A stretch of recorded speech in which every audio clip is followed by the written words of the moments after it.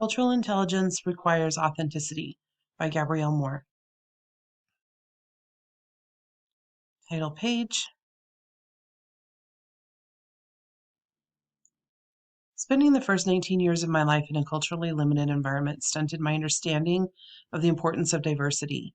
Without exposure to other cultures, it was easy for me to feel as though my family's values, beliefs, and traditions were right and others were wrong. The lack of exposure to other cultures prevented me from understanding that it was perfectly acceptable to be different. Everyone around me was so similar.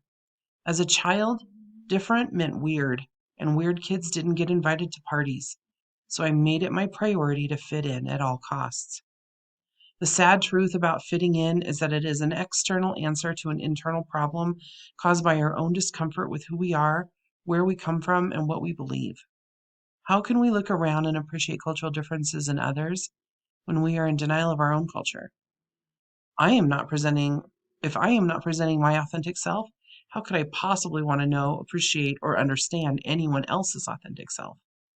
Therefore, it is my belief that to become culturally intelligent, we must have empathy and make peace with our authentic self so that we can offer empathy for and embrace the authenticity of others. In order to understand how authenticity impacts our cultural intelligence, we need to understand the definition of authenticity. Merriam-Webster defines authenticity as consistency between an entity's internal values and its external expressions.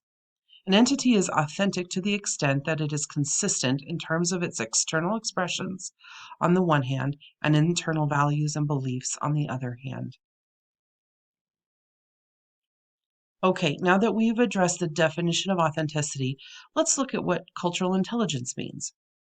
In the book Leading with Cultural Intelligence, the author quotes Peter Early and Elaine Masowski as who define cultural intelligence as the ability to tease out of a person's or group's behavior those features that would be true of all people and all groups, those peculiar to this person or this group, and those that are neither universal nor idiosyncratic.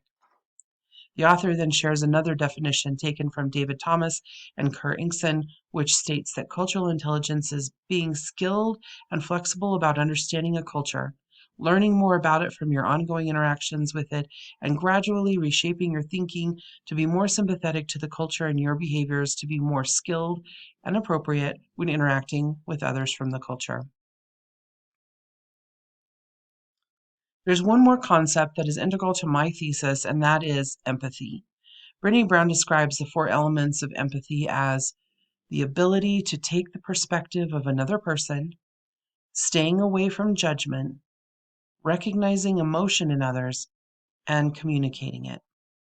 It is important to remember that we can show empathy to others, but also to ourselves.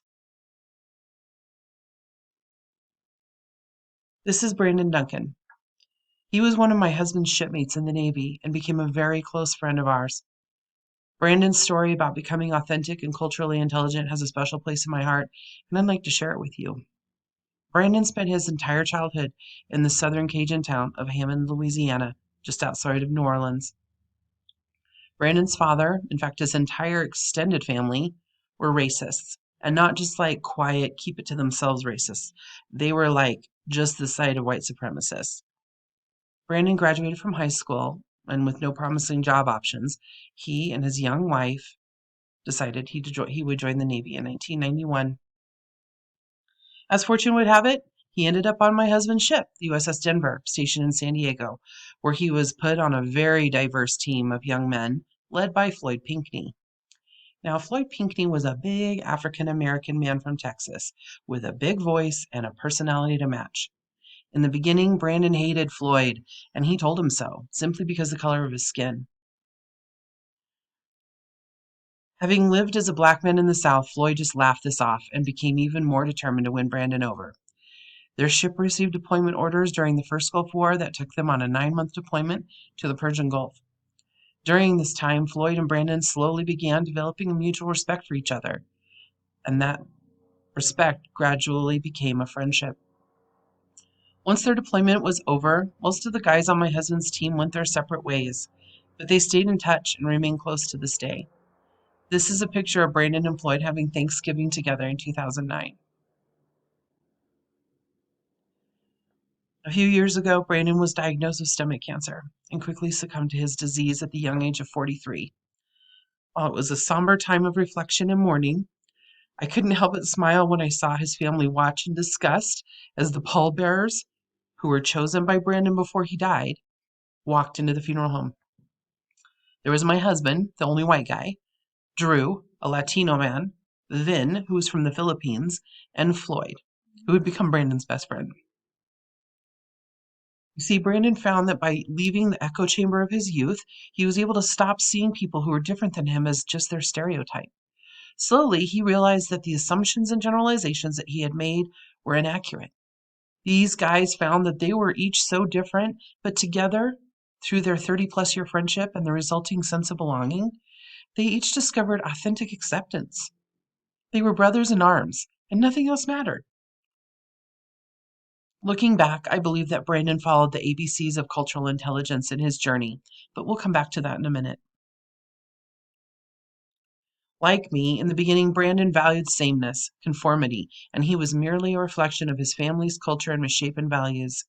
The soundtrack of his life was stuck on replay until he left the comfort zone and he became immersed in another culture where he was the odd man out.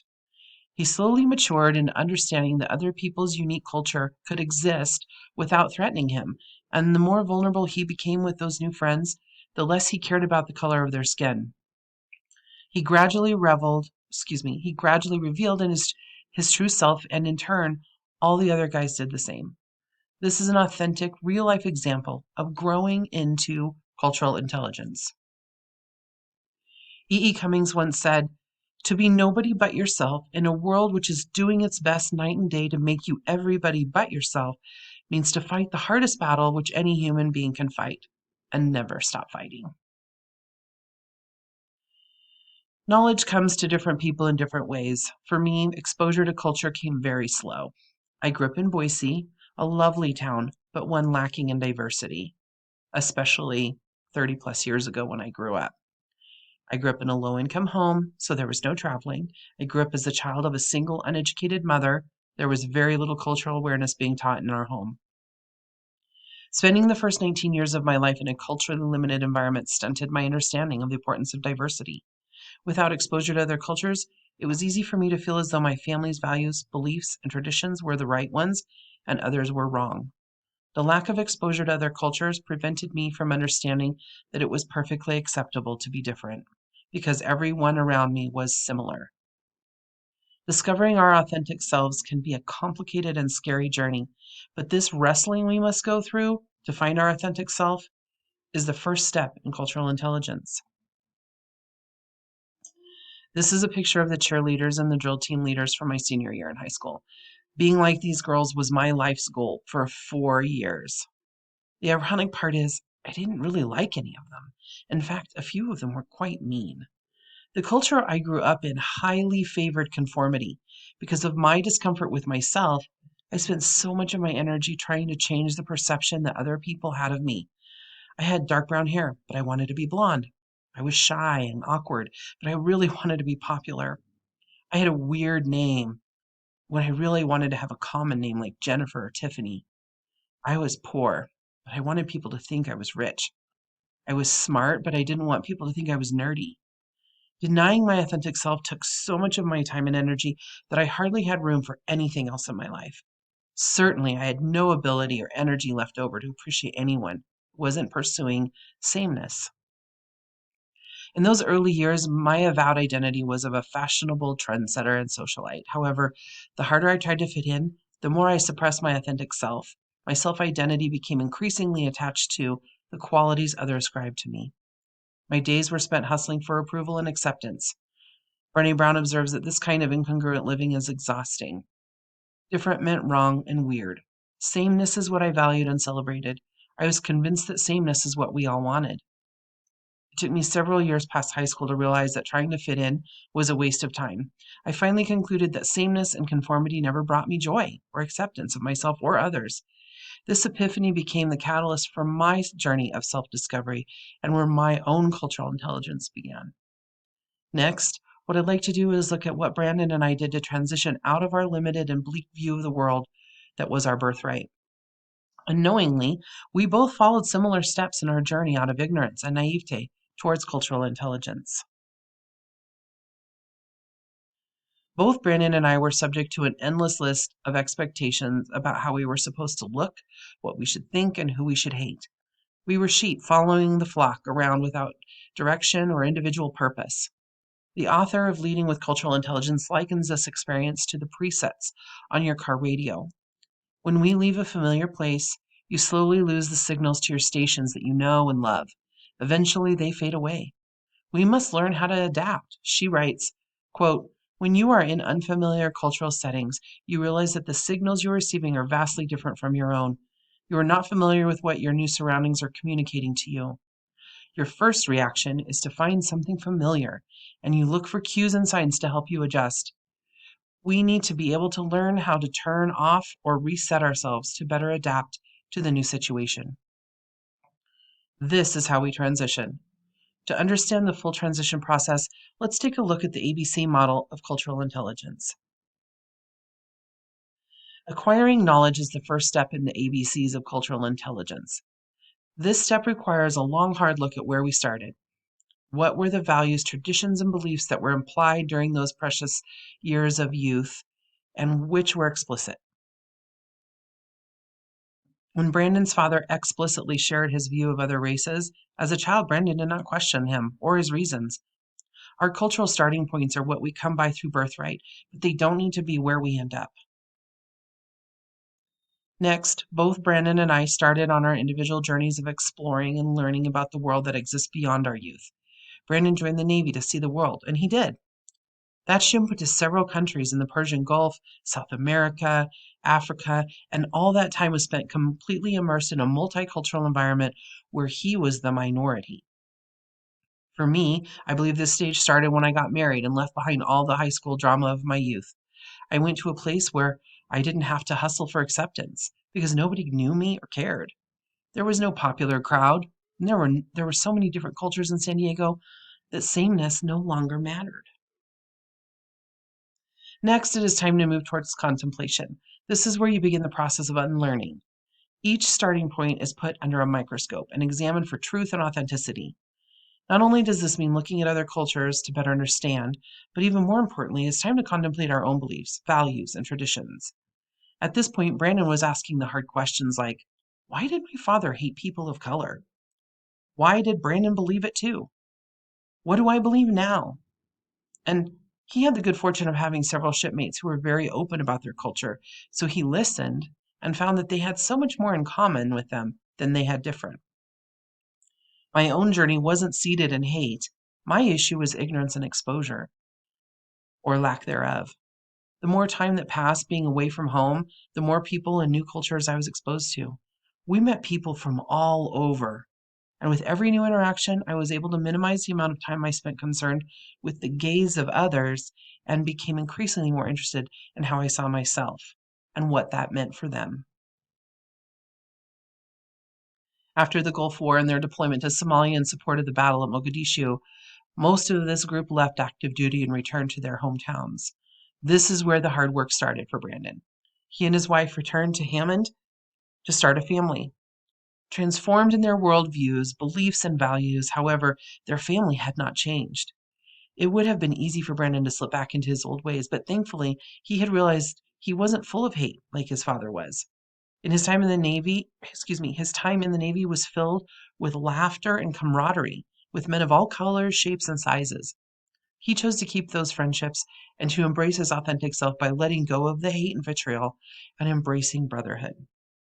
As for me, I continued on this journey each day. After my husband left the military and we started a family, we have been blessed to be able to travel and experience many other cultures. Our children made friends with a diverse group of children at school, and each new person brought a greater understanding for me. The more cultural knowledge I had, the less I was concerned with sameness. Excuse me. Now that I could see the beauty and richness in other cultures, the more I became comfortable with being myself. It is my hope that with every new experience, each new conflict and controversy, that I try to see things through the eyes of others. Henry David Thoreau wrote, "Could a greater miracle take place than for us to look through each other's eyes for an instant?" Oh, if it were possible to see through the eyes of others, I believe we could change the world. Now, let's take a look at two different researchers who have found that authenticity begets cultural intelligence. So I've shown how both Brandon and I became culturally intelligent, and I believe the one very important element of this process we need to discuss is empathy. Let's look at some research on authenticity and empathy and how they impact cultural intelligence. Excuse me. In a recent study by Ann Bachler et al., entitled Know Thyself, Learning to Understand Oneself Increases the Ability to Understand Others, participants were asked to focus on 3 elements of inner thought. Bachler and her team found that putting ourselves in the shoes of others is a crucial sociocognitive skill that is required not only in our everyday social life, but also with regard to cross-cultural understanding and mastering global political challenges. Another study published recently by Tanel Porter and Karina Schumann showed that conflict is most productive when all parties try to understand the other's perspective. These researchers posed the question in 4 different research studies as to what determines whether people will be open to learning about the opposing view. In their published study, they write, self-understanding and appreciation of others go hand in hand. Then they go on to conclude, rather than shutting out the other side with higher intellectual humility, seem to open themselves up to learning about contrasting perspectives. Promoting intellectual humility may thus offer one path to making disagreements more constructive, and our research suggests that teaching people a malleable view of intelligence may be one promising way to foster intellectual humility and its associated benefits.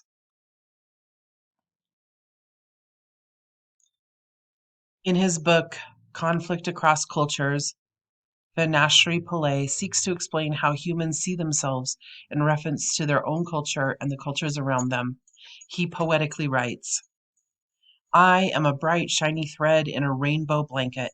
As I weave in and out with other equally bright threads, I stand out, for I am a unique color and composition.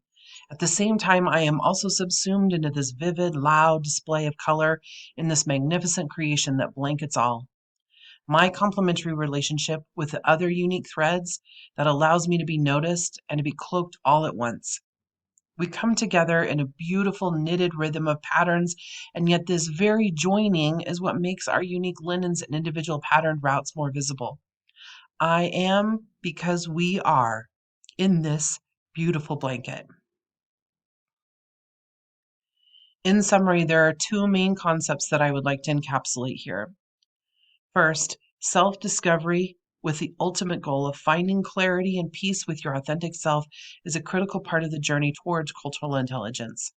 The process of looking within oneself and acknowledging who we are authentically and finding empathy for ourselves is a critical step to understanding who we are and to what cultures we belong.